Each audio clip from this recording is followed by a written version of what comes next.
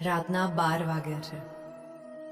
ચારે બાજુ ઘોર અંધકાર અને એવી નીરવ શાંતિ કે સોઈ પડે તોય અવાજ આવે. ગુજરાતના હૃદય સમાન સૌરાષ્ટ્રની ભૂમિ અને એમાંય સૌથી ઊંચો અને અડીખમ ઊભેલો ચોટીલાનો ડુંગર, જે ડુંગર પર દિવસે લાખો લોકોની ભીડ હોય, માના જયકારા ગુંજતા હોય. એ જ ડુંગર પર સાંજની આરતી પૂરી થતાં જ એક વિચિત્ર સન્નાટો કેમ છવાઈ જાય છે?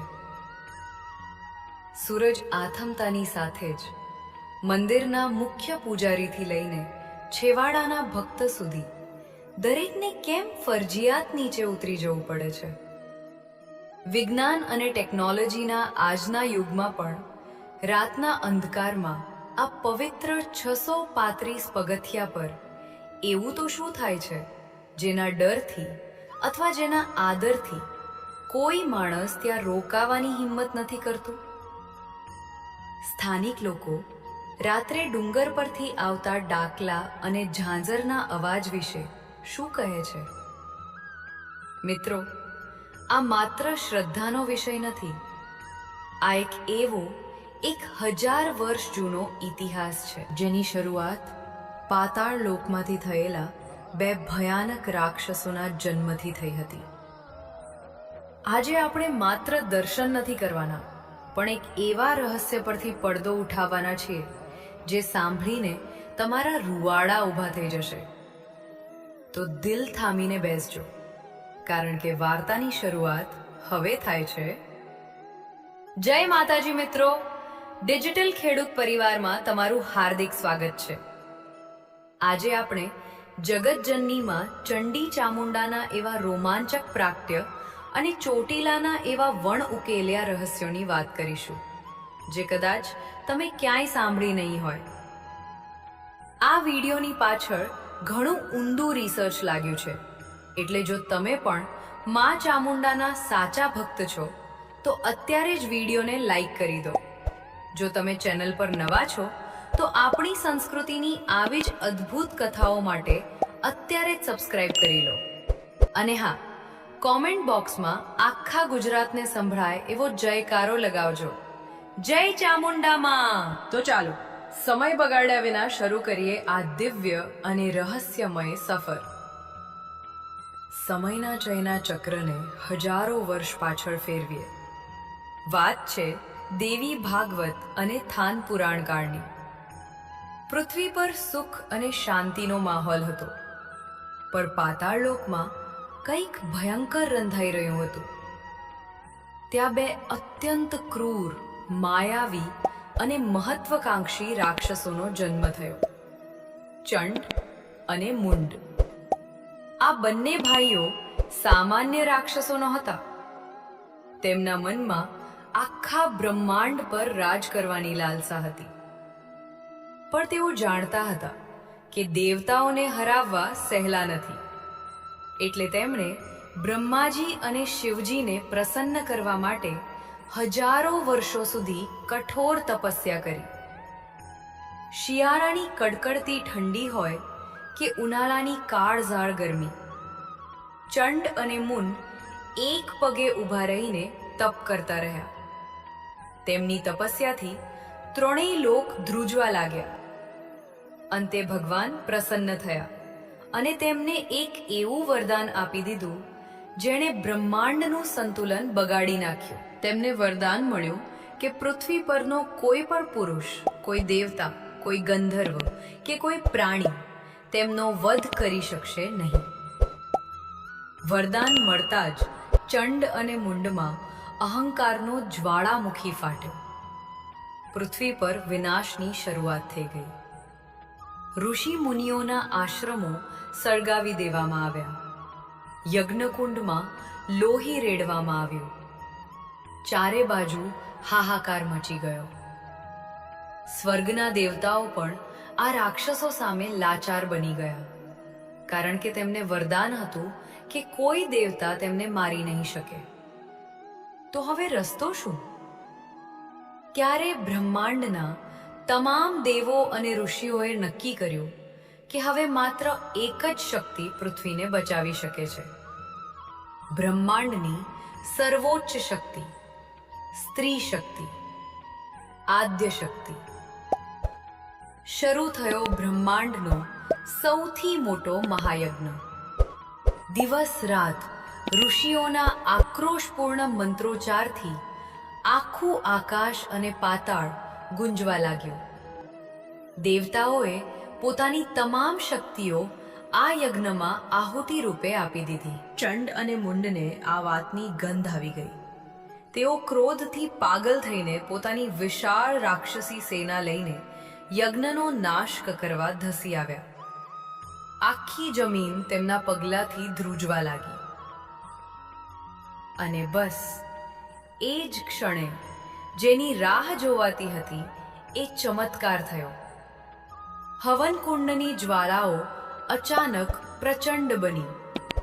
આકાશ ઘનઘોર કાળા વાદળો અને લાલ રંગથી ઘેરાઈ ગયું. અને એ ભડભડતી આગની વચ્ચોવચથી 18 ભુજાઓવાળી, સિંહ પર સવાર, અતિ તેજસ્વી અને અત્યંત રૌદ્ર સ્વરૂપ ધરાવતી એક દિવ્ય શક્તિ પ્રગટ થઈ. સાક્ષાત મહામાયા આદ્ય શક્તિ. માતાજીનું આ સ્વરૂપ એટલું ભયાનક હતું કે રાક્ષસોની સેનાની આંખો અંજાઈ ગઈ. માતાજીના ગળામાં મુંડમાળા, હાથમાં ત્રિશૂળ, ખડગ અને ડમરું. સિંહની એક ગર્જનાથી અડધા રાક્ષસો તો ત્યાં જ ભસ્મ થઈ ગયા. શરૂ થયું એક એવું મહાભયંકર યુદ્ધ જેનું વર્ણન કરતા આજે પણ ઇતિહાસકારોના હાથ ધ્રુજે છે. માતાજીએ રણચંડીનું રૂપ ધારણ કર્યું. એક તરફ ચંડ અને મુંડની માયાવી શક્તિઓ અને બીજી તરફ જગતજનનીનો પ્રકોપ. માતાજીએ પોતાના ખડગના એક જ પ્રચંડ પ્રહારથી ચંડ નામના રાક્ષસનું માથું ધડથી અલગ કરી દીધું અને આકાશમાંથી પુષ્પવર્ષા થઈ. ચંડનો વિનાશ કરવાથી માતાજી બ્રહ્માંડમાં ચંડી તરીકે પૂજાયા. જ્યારે મુંડ ક્રોધમાં પાછળથી હુમલો કરવા આવ્યો ત્યારે માતાજીએ તેનું પણ અભિમાન તોડી ત્રિશૂળથી તેનો છાતી ચીરીને સંહાર કર્યો. અને મુંડનો વધ કરવાથી તેમનું નામ પડ્યું ચામુંડા. આ રીતે બે મહાભયંકર રાક્ષસોનો અંત કરીને પૃથ્વી પર ધર્મની ફરીથી સ્થાપના કરનાર એ મહાશક્તિ એટલે આપણા માં ચંડી ચામુંડા. ચંડ અને મુંડના વધ પછી માતાજીનો ક્રોધ શાંત થયો. ઋષિ મુનિઓની વિનંતીથી શાંતિના પ્રતીક રૂપે તેમણે સૌરાષ્ટ્રની આ પવિત્ર ભૂમિ એટલે કે ચોટીલાના ડુંગર પર પોતાનું કાયમી સ્થાન બનાવ્યું. પણ મિત્રો, હજારો વર્ષો જૂની આ કથાની સૌથી મોટી મિસ્ટ્રી, સૌથી મોટું રહસ્ય તો આજે પણ ચોટીલાના ડુંગર પર જીવંત છે. આજે પણ આધુનિક વિજ્ઞાન અને સ્પેસ ટેકનોલોજીના યુગમાં પણ ચોટીલા ડુંગરનો એક અકબંધ અને કડક નિયમ છે. સાંજની મહાઆરતી પૂરી થાય, સૂરજ પશ્ચિમમાં આથમે એટલે આખો ડુંગર સંપૂર્ણપણે ખાલી કરી દેવામાં આવે છે. મંદિરમાં માત્ર માતાજીની મૂર્તિ અને અખંડ દીવો જ રહે છે. મુખ્ય પૂજારી પણ માતાજીની રજા લઈને ગર્ભગૃહને તાળા મારીને નીચે ઉતરી જાય છે. તમને ક્યારેય વિચાર આવ્યો છે કે શા માટે અન્ય મંદિરોમાં તો રાત્રે પૂજારીઓ રોકાતા હોય છે, તો ચોટીલામાં કેમ કોઈ માણસ રોકાઈ શકતો નથી? જો તમે સ્થાનિક લોકો અને વર્ષોથી આવતા શ્રદ્ધાળુઓને પૂછશો તો એમના જવાબો તમારા હોશ ઉડાવી દેશે. એવી પ્રબળ માન્યતા છે અને એવો દાવો પણ કરવામાં આવે છે કે રાત્રિના સમયે માં ચામુંડા ખુદ સાક્ષાત પોતાના સિંહ પર સવાર થઈને આ ડુંગર પર વિહાર કરે છે. એવું કહેવાય છે કે રાતના સન્નાટામાં ડુંગર પર કોઈ જ ન હોય ત્યારે પણ અંદરથી ડાકલા વાગવાનો, ઝાંઝરનો રણકાર અને એક વિશાળ સિંહની ગર્જનાનો અવાજ ઘણા લોકોએ સ્પષ્ટ સાંભળ્યો છે.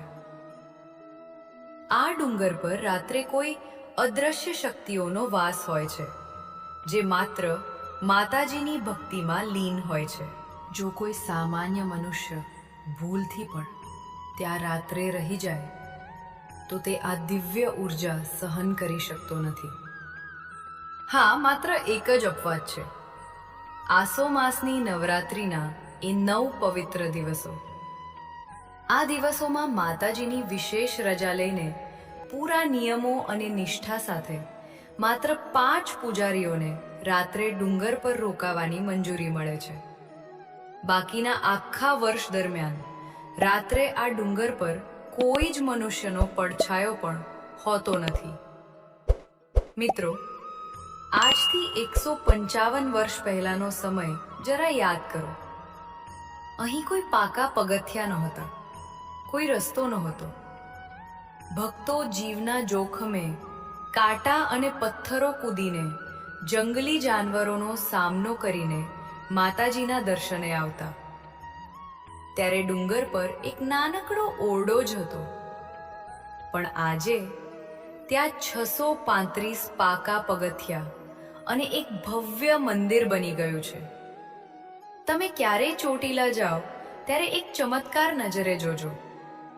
એક હુષ્ટપુષ્ટ યુવાન કદાચ 300 પગથિયે હાંફી જશે, થાકીને બેસી જશે, પણ 80 વર્ષના વૃદ્ધ બા અને દાદા, જેમને જમીન પર ચાલવામાં પણ તકલીફ પડતી હોય, એ લાકડીના ટેકે માત્ર જય ચામુંડાના નારા લગાવતા એક જ શ્વાસે છેક ઉપર પહોંચી જાય છે.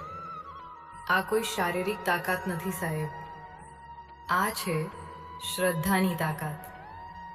આ એ અદ્રશ્ય શક્તિ છે જે તેમને ખેંચી જાય છે. જ્યારે તમે થાકીને ઉપર પહોંચો અને ગર્ભગૃહમાં માતાજીની મૂર્તિના દર્શન કરો, ત્યારે તમારો બધો જ થાક ગાયબ થઈ જાય છે. મૂર્તિને ધ્યાનથી જોજો. તમને તેમાં 2 મુખ જોવા મળશે, ચંડી અને ચામુંડા. આખા વિશ્વમાં આવી સ્વયંભૂ મૂર્તિ બીજે ક્યાંય જોવા નહીં મળે. મા ચામુંડાનો આ ઇતિહાસ, આ ડુંગરનું રહસ્ય અને ભક્તોની અતૂટ શ્રદ્ધા, આ એટલું ભવ્ય વિષય છે કે જેના પર જેટલી વાત કરીએ એટલી ઓછી પડે. જો તમે ક્યારેય ચોટીલા ગયા છો અને તમને પણ ડુંગર પર કોઈ દિવ્ય અનુભવ થયો છે, તો તમારો અનુભવ નીચે કોમેન્ટ બોક્સમાં જરૂર લખજો. જો આ વિડીયો જોતી વખતે તમને એકવાર પણ શરીરમાં ઉર્જાનો અહેસાસ થયો હોય, રૂવાડા ઊભા થયા હોય, તો તમારા મિત્રો, પરિવાર અને સગા સંબંધીઓના દરેક વોટ્સએપ ગ્રુપમાં આ વિડીયો શેર કરી દેજો. આપણા વારસાને, આપણી શ્રદ્ધાને ઘરે ઘરે પહોંચાડવી એ આપણી ફરજ છે.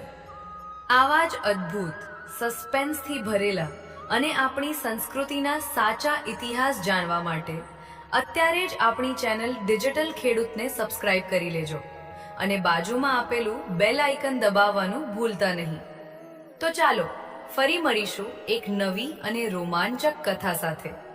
ત્યાં સુધી મા ચામુંડા તમારા અને તમારા પરિવાર પર પોતાના આશીર્વાદ હંમેશા બનાવી રાખે. જય માતાજી, જય ચામુંડામાં.